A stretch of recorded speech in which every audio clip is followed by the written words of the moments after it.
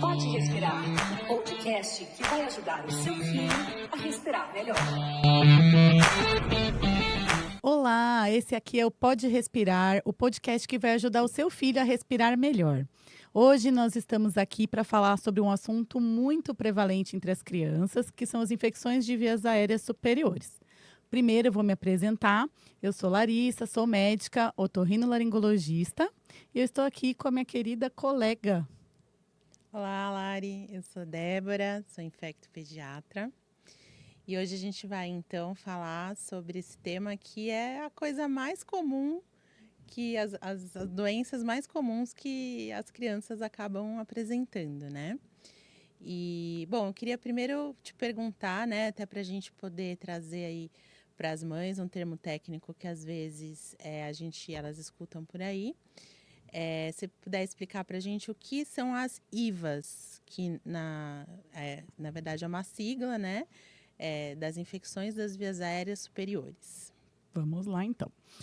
Bom, IVAs é um termo que a gente usa muito dentro dos prontuários, no meio médico, e às vezes a gente acaba soltando para a mãe, né, achando às vezes que ela tem a obrigação de saber. Mas para explicar aí para vocês, IVAs quer dizer infecções de vias aéreas superiores. Então, é uma sigla, na verdade. E as IVAs a gente pode traduzir nas infecções de ouvido, nariz e garganta. Então, dentro desse termo, a gente pode considerar as otites, sinusites e amidalites. Não só amidalites, faringites, laringites, todas essas são consideradas IVAs, porque acometem principalmente as vias aéreas superiores. E, aproveitando que a gente está falando sobre isso, eu vou te devolver aqui uma pergunta. Como que nós tratamos as IVAs? Sempre a gente entra com antibiótico? Como que a gente trata? Ótima pergunta. Então, como é o grupo de infecções mais comum, né, que existe, muitas vezes não é necessário nem a conduta médica, né? A mãe, a família, o cuidador pode conduzir uma IVAS, um resfriado comum, né? Uma IVAS sem gravidade, com lavagem nasal, né? Com fluidificação, então ingestão de água, né? Repouso, para que o próprio corpo consiga resolver o quadro infeccioso. Então, a grandíssima maioria das vezes, a IVAS é causada por vírus. Quando o médico usa a palavra vírus, ele está querendo dizer que não precisa fazer nada de diferente. Não é que não é nada, é que não tem que tomar antibiótico, não tem que tomar nenhuma conduta específica para tratamento daquela doença. Então, a grandíssima maioria das IVAs é autolimitada, não tem necessidade de fazer nada. Mas, nem sempre, né, a coisa vai indo da melhor forma possível. Então, em alguns casos, as IVAs, que na maioria das vezes são causadas por vírus, que são bichos que o próprio corpo combate, às vezes podem abrir a porta para as bactérias, né? Então, aquele termo popular de que as infecções mais graves são gripes mal curadas é um termo muito legal, muito verdadeiro, porque a gente começa com um resfriado comum e depois pode evoluir daquele mesmo momento, né? Depois de 1, 2 semanas, abrir a portinha para as bactérias, né? Então, queria também saber de você, como otorrino, na sua prática clínica, como que a gente consegue, né, identificar essa viradinha de chave? Quando eu saio de um resfriado comum, que eu estou tratando lá em casa, com lavagem, soro, e de repente eu falo, opa, o gato subiu no telhado, a gente precisa, talvez, de um remédio específico, um antibiótico para tratar. Legal.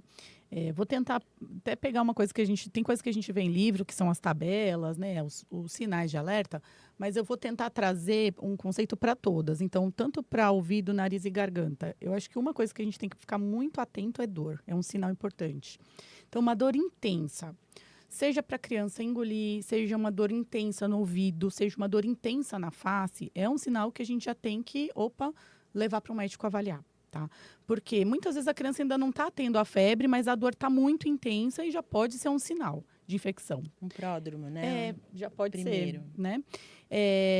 Então, é diferente aquela criança que está com incômodo no ouvido ou aquela criança que está com muita dor, que está chorando, botando a mão no ouvido. A garganta raspando ou a criança não consegue engolir, não consegue se alimentar porque está com uma dor tão intensa a ponto de não conseguir comer. Então, eu acho que é um sinal que as mães têm que ficar alerta. Dor. Dor na face também, para sinusites, é um dos sinais que a gente fica alerta. Então, dor na região frontal, dor no maxilar, é um sinal que a gente sempre fica atento. A questão da febre, eu acho que não é só importante o valor, mas a evolução. Então, por exemplo, aquela criança que apresentou uma febre até maior do que 38, mas depois a criança está bem, não está prostrada, e essa febre foi ficando mais espaçada, mais leve, ok, a gente pensa mais no vírus, né? E, inclusive, se eu tiver errado, você me corrige, que você é Não. infecta. Essa Né? questão da febre tem muito a ver, porque eu falo muito isso para as mães. É muito diferente 37,8 de 39,5. Para a gente, é um dado que vale muitas vezes mais do que um exame. Por isso que aferir a temperatura, e lembrando, é convenção que a temperatura seja verificada axilar. Então, termômetro cutâneo, ele é mais fácil, às vezes a criança é mais permissiva, mas não é convenção. Aquele que aponta na testazinha. Então, por exemplo, existem países que têm como convenção temperatura retal, né? Acima de 38 da temperatura retal, considerado febre. A gente considera a temperatura axilar acima de 37,8 como convenção axilar. Pode ser o termômetro digital, aquele de bateriazinha. Até o de termômetro de mercúrio, que não existe mais, mas pelo menos era uma medida bem, né, livre de tecnologias. Mas, de toda forma, para a gente, o bicho se comporta em relação à intensidade da febre. Porém, vírus como influenza, por exemplo, alguns enterovírus que também causam, por exemplo, mão, pé, boca, que dá uma faringite viral bem importante, dão 39, né? E não deixa de ser vírus. Mas, por exemplo, um 39,5 a cada 4 horas, né? Uma criança prostrada, caída, isso não é vírus. Entendeu? Então, esse dado pra gente, sem nem ter outro sintoma, ter exame, já é algo importante. Tá, intensidade e evolução, então, da febre, Isso, né? com certeza.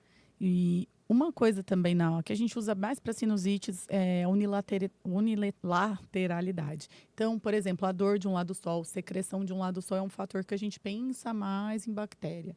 Não vai ser uma coisa, a gente vai analisar um todo, mas são indícios, né? A dupla piora que você falou da criança, primeiro ela começa com a infecção viral e depois a bactéria coloniza, né?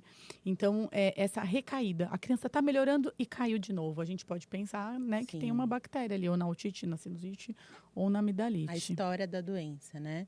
Então, se é uma doença que do nada a criança estava ótima, vem um sintoma de bactéria, para IVAs não é tão comum, né? Normalmente vem uma tosse, uma coriza, uma febre, aí dura uns 3 dias de febre, aquela secreção fica ali retida, porque tem alguma coisa, algum fator que facilita, né? O corpo está brigando, a imunidade dele está gastando anticorpos, fazendo força para matar aquele vírus. E muitas vezes o colonizante, né, que mora entre o nariz e a garganta, nosso zoológico pessoal, às vezes rompe a barreira nesse momento e aí acaba causando infecção, né? Cai no sangue, vai ali, começa a difundir a infecção secundária naquele local onde tem aquela secreção acumulada, né? Principalmente otite, né? Que é difícil a drenagem. É muito comum, né? Não sei, outro dia a gente estava conversando, um grupo de médicos, e eu falei assim, vocês sabem qual que é a principal causa de uso de antibiótico no mundo? Infecção de ouvido. No mundo, a principal uso é infecção de ouvido, né? Então, é uma coisa bem importante. Bem importante. E as IVAs, elas podem complicar? Você vê bastante isso? Já viu na sua trajetória? Sim, né? Até tive casos de complicações que podem até levar ao óbito, né?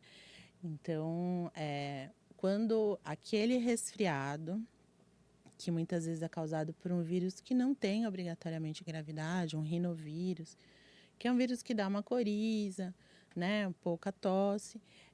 junta aquela secreção, dessa secreção o colonizante vai, causa sinusite. Essa bactéria que causou a sinusite, se ela não for bem tratada, ela pode ir se tornando invasiva, né? Então, aquele pus que está no rosto, que está no ouvido, ele pode ir, entre aspas, e corroendo, causando uma meningite, causando uma coleção de pus dentro da cabeça.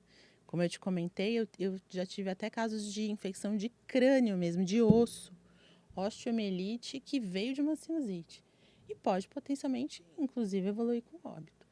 Uma coisa até, Lari, que é muito comum, né, no hospital, no pronto-socorro, a gente, às vezes, em alguma situação, faz uma tomografia do rosto e vê a tal da mastoidite. Você quer comentar um pouquinho Ah, sobre isso? vamos lá. Não, isso é o clássico, né? Então, o ouvido, ele tem um osso, que é a mastoide, que fica mais ou menos atrás aqui da orelha. E ele é um osso que tem os buraquinhos, ele é pneumatizado. Se a criança tiver um resfriado, um quadro viral mesmo, a secreção pode aparecer, inclusive, na tomografia. O que não quer dizer que essa criança está com mastoidite, que a mastoidite é a inflamação do osso. Então, só a presença de secreção na tomografia não quer dizer absolutamente nada. Só quer dizer que tem secreção, mas não quer dizer que está infectado, não quer dizer que tem a mastoidite. Para ter a mastoidite, a gente precisa de um sinal que é uma vermelhidão e um abaulamento aqui atrás da orelha. Então, é um sinal bem claro que é visível no exame físico. Normalmente, o médico da emergência que vai fazer essa avaliação, ou um pediatra ou otorrino. Então, é um dos sinais, é esse que eu falei para vocês, que as mães têm que se atentar. Vermelhidão atrás da orelha e o inchaço aqui, nessa região também. E eu acho que a gente até poderia falar um pouco sobre as complicações, né, de tudo, amidalite, Sim. sinusites. A infecção de garganta, em especial, ela é causada por uma bactéria diferente da sinusite e da otite, né? Na grande maioria. Então, na grande maioria das vezes, a bactéria da infecção de garganta é o Streptopiógenes, é uma bactéria que ela não é super invasiva na grandíssima maioria das vezes. Hoje em dia a gente tem visto um ou outro caso com mais gravidade, que é aquela dor de garganta clássica, né? Que muitas vezes nem tem catarro. Febre alta, dor de garganta importante, muitas vezes dor abdominal, né? As ínguas no pescoço, às vezes aparecem no pescoço e às vezes elas aparecem dentro da barriga, por isso que às vezes dá dor abdominal, vômito, né? Não necessariamente sintoma catarral. Essa bactéria, essa infecção, né, que é a infecção de garganta, ela às vezes ela junta tanto pus, que até o céu da boca fica meio caído, né, de tanto pus. E aí a gente vê o que a gente chama de abscesso peramidaliano.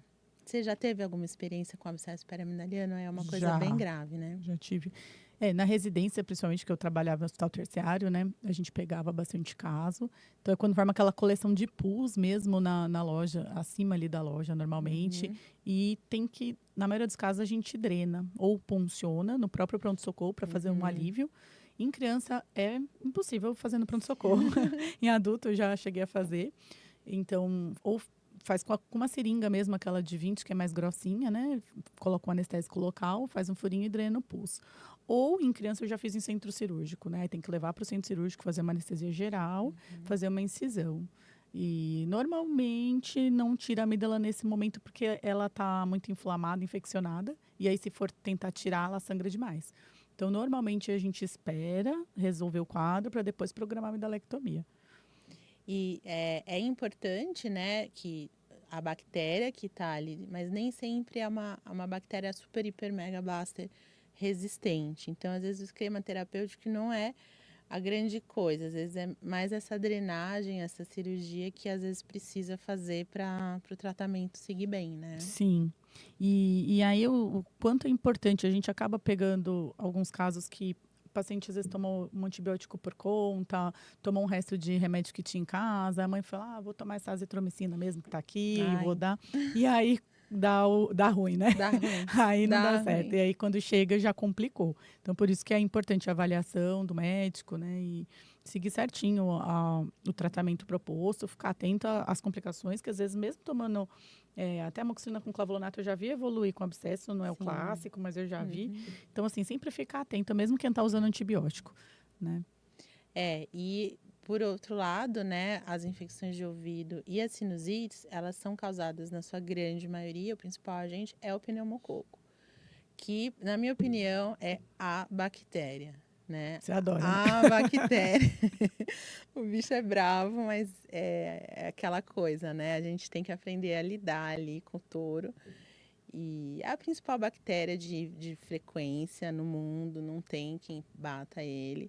E ele ainda tem a questão de um padrão crescente de resistência, né, que a gente tem acompanhado.